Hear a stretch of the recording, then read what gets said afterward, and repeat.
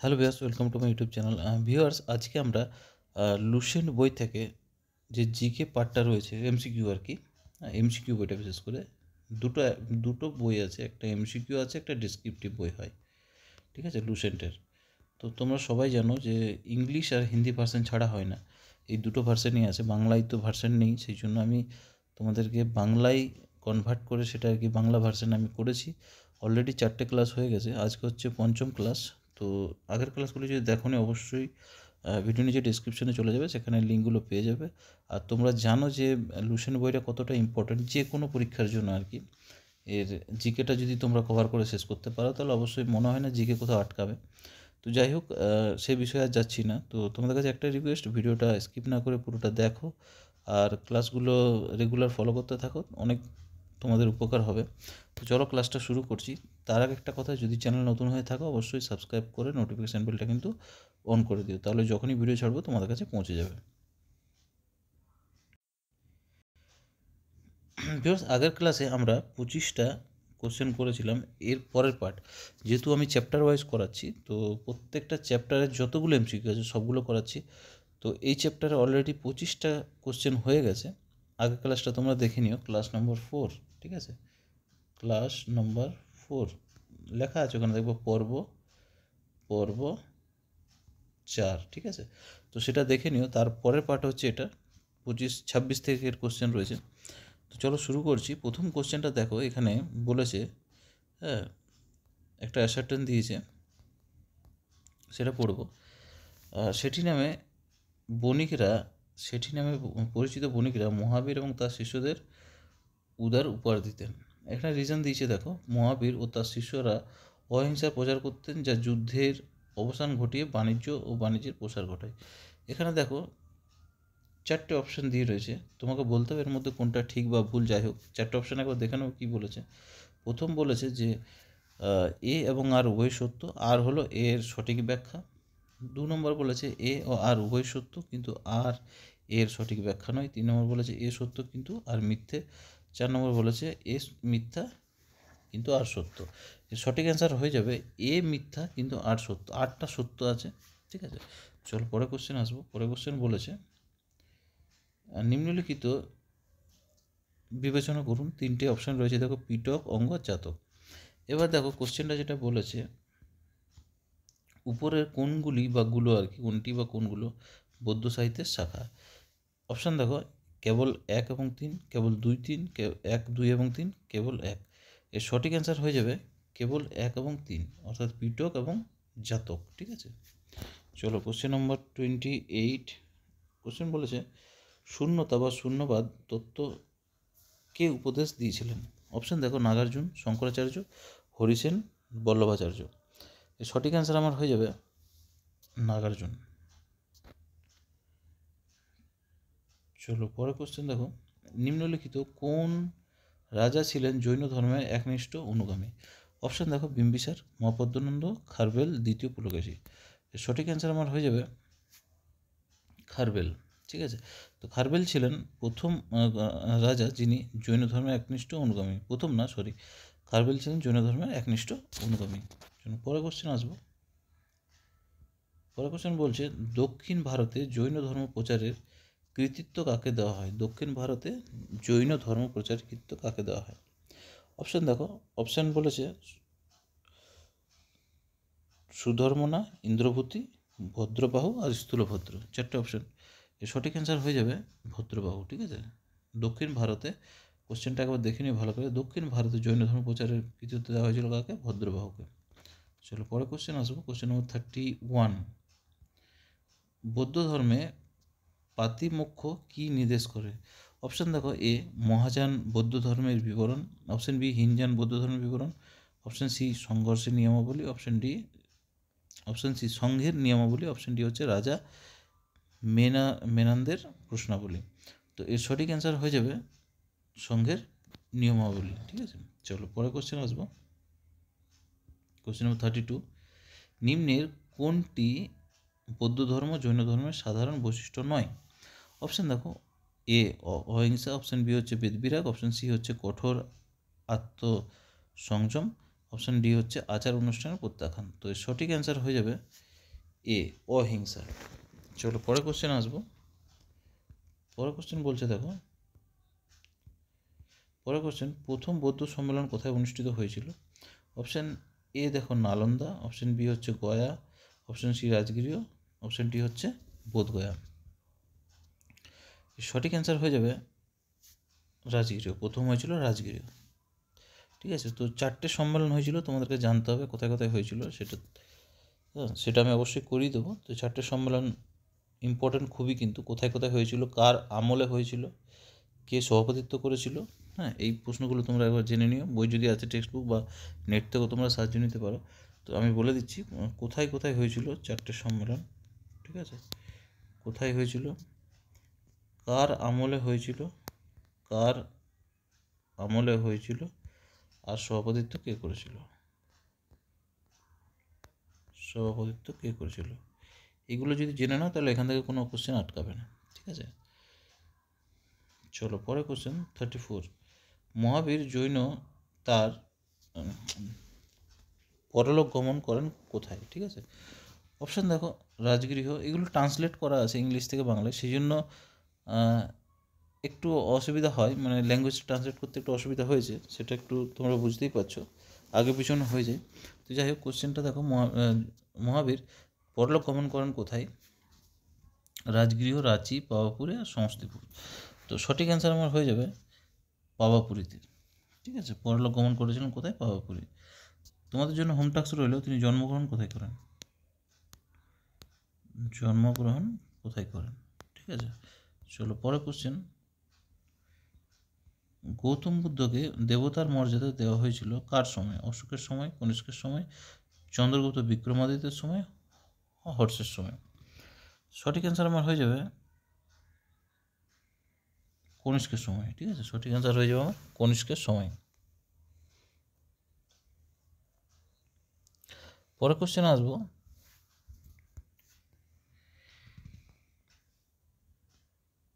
পরের কোশ্চেন দেখো, মহাবোধি মন্দির বোধগয়ার যে স্থানে নির্মিত হয়েছে? অপশন এ দেখো যেখানে গৌতম বুদ্ধের জন্ম হয়েছিল, অপশন বি যেখানে গৌতম বুদ্ধ বোধি লাভ করেছিলেন, অপশন সি যেখানে গৌতম বুদ্ধ প্রথম ধর্মদেশনা দিয়েছিলেন, অপশন ডি হচ্ছে যেখানে গৌতম বুদ্ধ মহাপরিনির্বাণ লাভ করেছিলেন। তো সঠিক অ্যান্সার আমার হয়ে যাবে যেখানে গৌতম বুদ্ধ বোধি লাভ করেছিলেন, সেখানে বোধগয়া নির্মিত হয়েছিল। তো কোথায় হয়েছিল সেটা তোমাদেরকে বলতে হবে। চলো পরে কোশ্চেন 37, চীনা ভিক্ষু হিউয়েনসাং কোন বিশ্ববিদ্যালয়ে অধ্যয়ন করেছিলেন? অপশন দেখো তক্ষশিলা, বিক্রমশিলা, মগধ আর নালন্দা। 4টে অপশন, এর সঠিক অ্যান্সার আমার হয়ে যাবে নালন্দা। ঠিক আছে, তোমাদের কাছে কোশ্চেন হলো আমার যে নালন্দা কোথায় অবস্থিত আর কার আমলে তৈরি হয়েছিল নালন্দা, কার আমলে। চলো পরে কোশ্চেন আসছি, তৃতীয় বৌদ্ধ সম্মেলন কোথায় অনুষ্ঠিত হয়েছিল?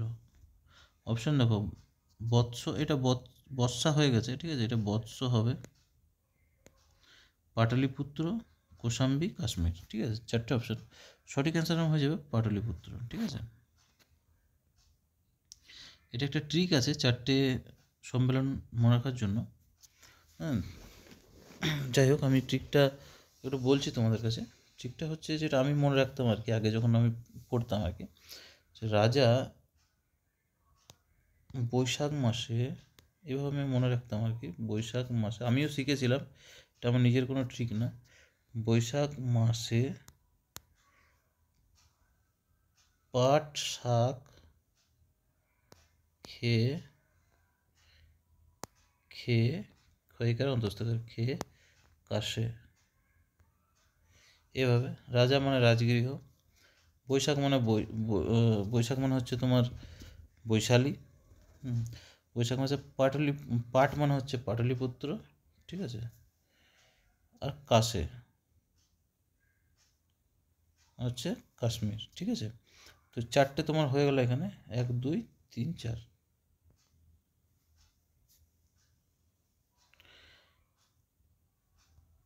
চলো পরে কোশ্চেন আসবো, মহাবীর স্বামী কোথায় জন্মগ্রহণ করেছিলেন? কুণ্ডগ্রাম, অপশন দেখো কুণ্ডগ্রাম, পাটলিপুত্র, মগধ আর বৈশালী। 4টে অপশন, সঠিক অ্যান্সার আমার হয়ে যাবে কুণ্ডগ্রামে।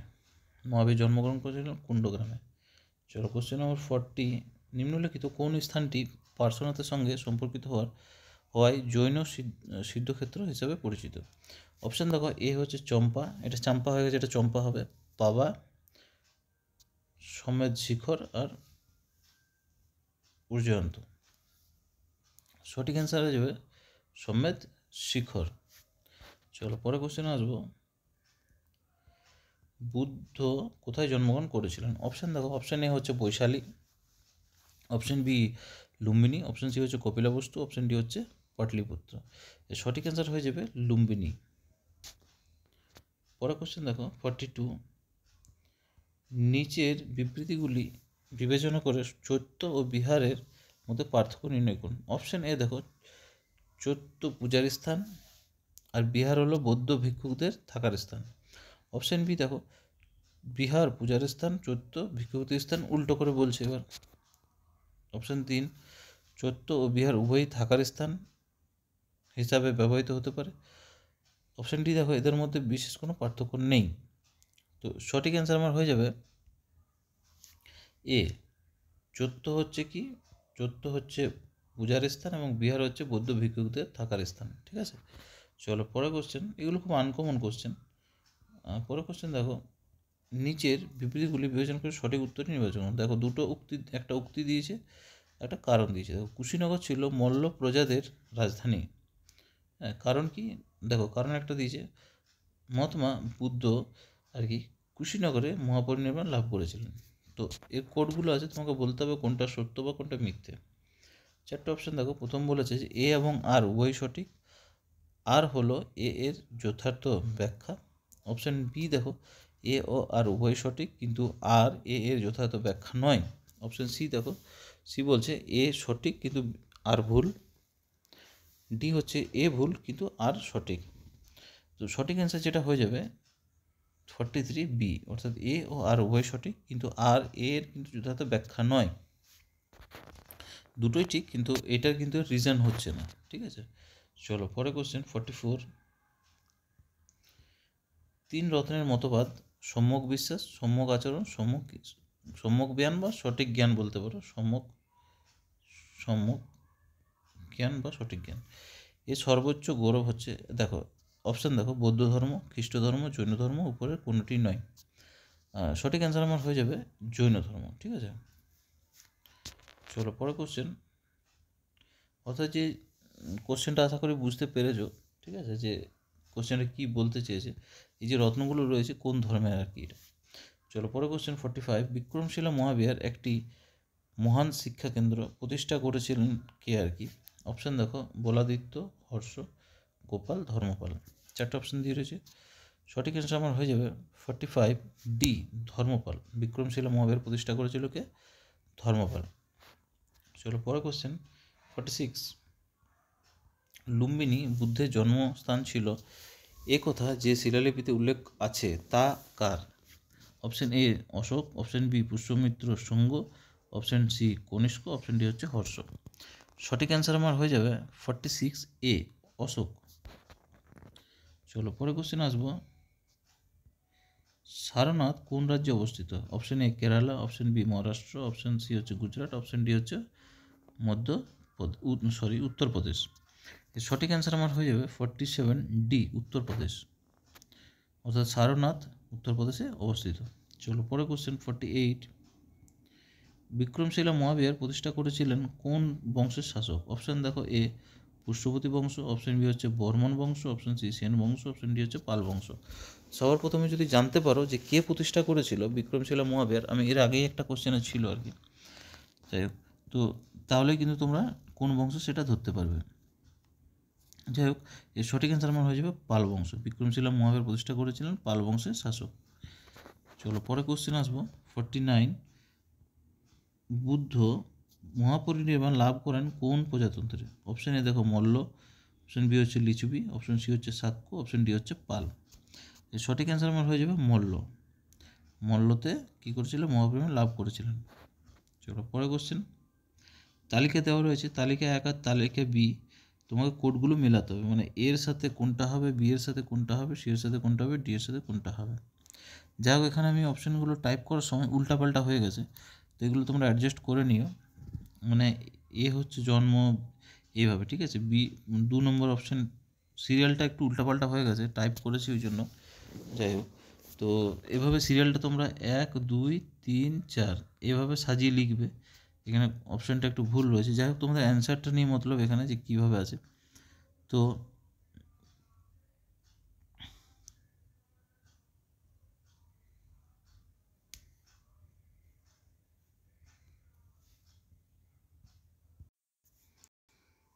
প্রথমে বলেছে দেখো, এতে বোধিবৃক্ষ, বিতে রয়েছে ধর্মচক্র, সি ঘোড়া, আর ডি হচ্ছে পদ্ম। তো এখানে তালিকা 2 এর সাথে তোমাকে ম্যাচ করে বলতে হবে। দেখো এখানে কী কী অপশান রয়েছে: জন্ম, প্রথম ধর্মদেশনা, জ্ঞানলাভ আর গৃহত্যাগ। তো এখানে যাই হোক, প্রথমে রয়েছে পদ্ম। আচ্ছা, যাই হোক, বোধিবৃক্ষ কিসের সঙ্গে তোমাকে বলতে হবে, ধর্মচক্র কিসের সঙ্গে, ঘোড়া কিসের সঙ্গে, ঘোড়া আছে কিসের সিম্বল সেটা বলতে হবে, ঠিক আছে। তো দেখো এখানে যেটা হচ্ছে, ঘোড়া কিন্তু ওর কিন্তু প্রথম ধর্মদেশনা হবে, ঠিক আছে।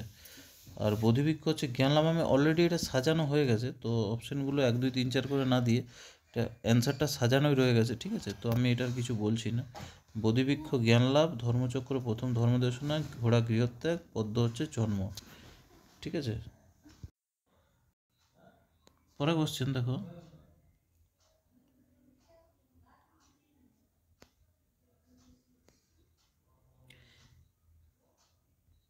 এখানে অপশান কোডটা কিন্তু দেওয়াই ছিল, ঠিক আছে। 3241 হবে, এর সাথে 32। তো আমার অপশানগুলো এভাবে লেখা রয়ে গেছে, সেই জন্য। চলো, 51 কোশ্চেন বলেছে। তো বৌদ্ধ ধর্মানুসারে বিবেচনা করুন, এ হচ্ছে পুনর্জন্ম নেই, বি হচ্ছে আত্মা নেই।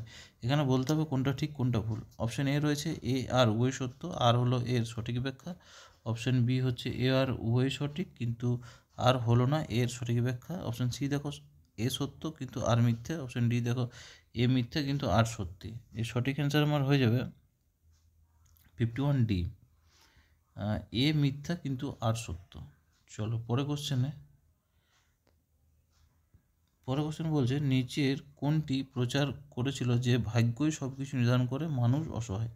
অপশান দেখো, এ জৈন, বি বুদ্ধ, সি আজীবক, আর মীমাংসক, ডি হচ্ছে মীমাংসক। সঠিক অ্যান্সার আমার হয়ে যাবে আজীবক। তো আজ পর্যন্ত এই ক্লাসটা এখানে শেষ করলাম। এর যে পরের পার্টটা রয়েছে, আমি মানে আর কি এই চ্যাপ্টার থেকে আরেকটা ক্লাস হবে, সেটা পরের ক্লাসে আমি কিন্তু শেষ করে দেবো। আর পরে আরেকটা নতুন ক্লাস নিয়ে আসছি। তো ততক্ষণের জন্য ভিডিওটা এখানে শেষ করলাম।